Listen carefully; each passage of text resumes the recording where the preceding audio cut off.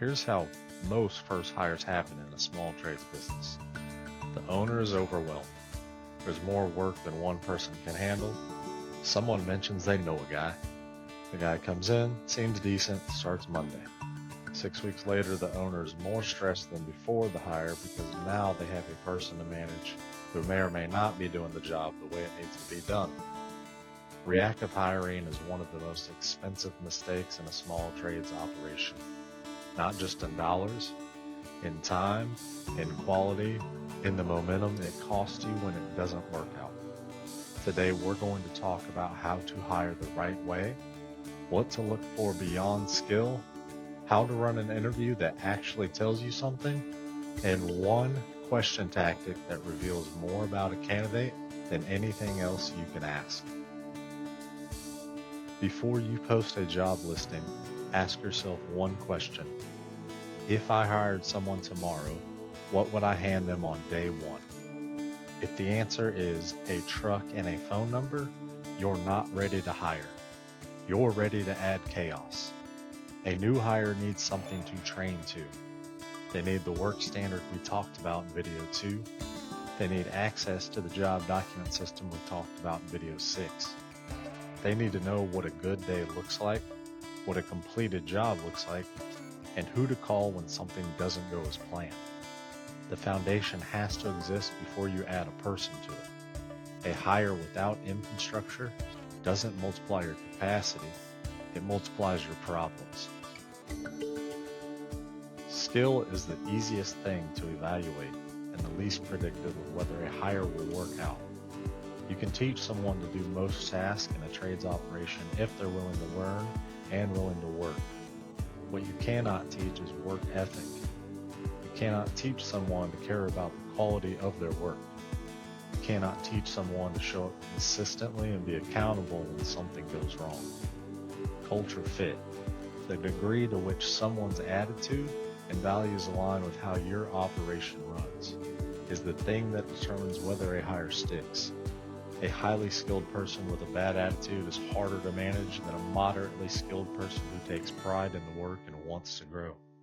Hire for fit, train for skill. That's the order. The questions you ask in an interview depend on the role. Here's how I think about it by position type. For an installer or field technician, tell me about a job that didn't go as planned. What happened and what did you do? What you're listening for is, do they take ownership or blame everyone else? Do they problem solve or freeze? A person who can tell you clearly what went wrong and what they did about it is someone who can be trusted in the field without constant supervision. Another question is, if you showed up to a job and realized the materials were wrong, what would you do? What you're listening for is, do they call someone, make a decision, or just sit and wait? Field people need to be self-directed. Someone who says, I'd call my supervisor is fine. Someone who says, I'd figure it out without any plan is a liability. This is for a foreman or crew lead.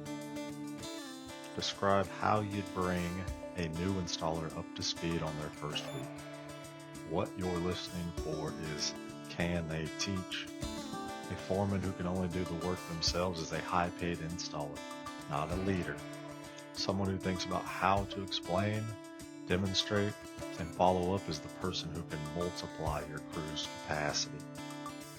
How do you handle it when a crew member isn't pulling their weight? What you're listening for is, do they address it directly, avoid it, or escalate everything to management? A foreman who can have a direct, respectful conversation with a struggling team member without it becoming a drama is worth their weight in gold. For an admin or office role, you could ask, walk me through how you'd handle a customer who calls angry about a job you know nothing about. What you're listening for is composure, process, and ownership. Do they de-escalate or get defensive? Do they take notes and commit to a follow-up, or do they punt? front-facing admin people are your customer experience, whether you manage it or not. Another question, if you notice a recurring mistake in how something is being done in the office, what do? What you can listen for is initiative versus passivity. Someone who flags a problem and suggests a fix is a systems thinker. Someone who just adapts around the mistake indefinitely is a follower. Both have their place, but you need to know which one you're hiring. For a salesperson, tell me about a deal you lost. What happened and what would you do differently? What you're listening for is self-awareness and competitive instinct. A salesperson who can't recall a loss either hasn't been selling long enough to matter or isn't paying attention. Someone who walks you through what went wrong and what they've changed has the kind of reflective mindset that actually improves over time.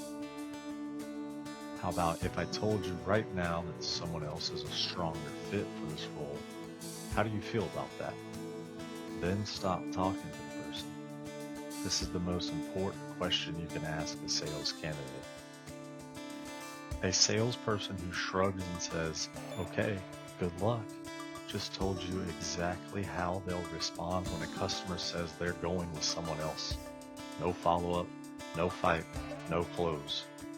The person you want is the one who leans forward, who asks what the other candidate has that they don't, who makes their case professionally and confidently without getting defensive. That's the bite you need in a salesperson. If they can't sell themselves in an interview, they won't sell your services in the field. For any role, the investment question. Where do you want to be in your career in 2 or 3 years? What you're listening for is, does this person have any direction? You don't need them to say they want your job, but you do want to hear that they're thinking about growth, about skill development, about being better at something than they are today. Someone with no answer to this question is someone who is likely to leave the moment a slightly better paycheck shows up somewhere else. Hiring is one of the highest leverage decisions in a small trades business. One great hire can change the trajectory of your operation. One bad hire can cost you months of time, money, and momentum. Don't hire reactively. Don't hire for skill alone. Build the infrastructure first, then hire someone who fits the culture you're building and is invested enough to push back when the stakes are real. The right people are out there. You just have to ask the right questions to find them. Subscribe and keep building. See you next video.